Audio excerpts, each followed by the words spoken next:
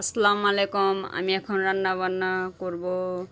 এখন আমি চাল ধুচ্ছি। চাল ধুয়ে চাল চাল ভা ইয়া চাল ধুয়ে আমি রান্না চড়াবো। তারপর আমি আজকে খাসির মাংস রান্না করব আর এইসবই করব। চাল ধুচ্ছি, চাল ধুয়ে আমি এখন চড়াবো। বিসমিল্লাহির রহমানির রহিম। আমি এখন চুলা জ্বালিয়ে দিলাম। তারপর আমি এখানে পেঁয়াজ কাটাকাটি করছি। পেঁয়াজ কেটে এদিক দিয়ে পেঁয়াজ কাটতেছি। কাটার পরে আমি এটা একটা জ্বালাইতে পেঁয়াজ কাটতেছি, কেটে কুটে রেডি রাখছি। এখানে পেঁয়াজ কাটা হচ্ছে। যাই হোক, আমার গলাটা বেশ সুবিধা না, তাই আমার গলার কণ্ঠটা বেশ ভালো না। আপনারা দেখতে পাচ্ছেন পেঁয়াজ কাটছি। পেঁয়াজটা কাটার পরে এখানে ভাত হয়ে যাবে। ভাত বলক এসে পড়ছে।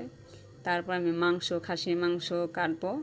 সেখানে আমার ছেলে দাঁড়িয়ে রয়েছে। আর এখানে একটা বিড়াল এসে খুব ডিস্টার্ব করতেছে, তাই বিড়ালটাকে দেখাচ্ছি। যাই হোক, আমি তো কখনো ভিডিও করি না, তাই ভিডিও বয়সটা এখন ভাত হয়ে গেছে। ভাতটা আমি ঠিকা দেব। ভাতটা ঠিকা দিচ্ছি। ভাতটা ঠিকা দিয়া তারপর আমি তরকারি রান্না করব আজকে। ভাতটা ঠিকা দিতেছি। দেখুন, ভাতটা ঠিকা দিয়ে আমি এখন চলে যাব রান্না করতে। এখন আমি ডাল চড়াইছি। ডাল বাগার দেওয়ার জন্য আমি পেঁয়াজ কেটে নিয়েছি। পেঁয়াজ দিয়ে বাগার দেব। তারপর এখন লাড়াচাড়া করতেছি। এখন আমি একটু জিরা গুঁড়া দিতেছি। ডালের ঘেরানো আলাম জিরা দেওয়ার পরে আমি লাড়াচাড়া দিলাম। তারপর আমি এই ডালটা বাগার দেব।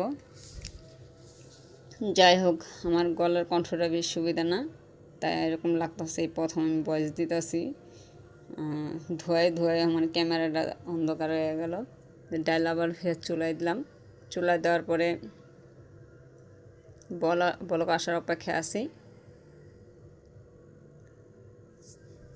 বলক অলরেডি এসে পড়েছে। এখন আমি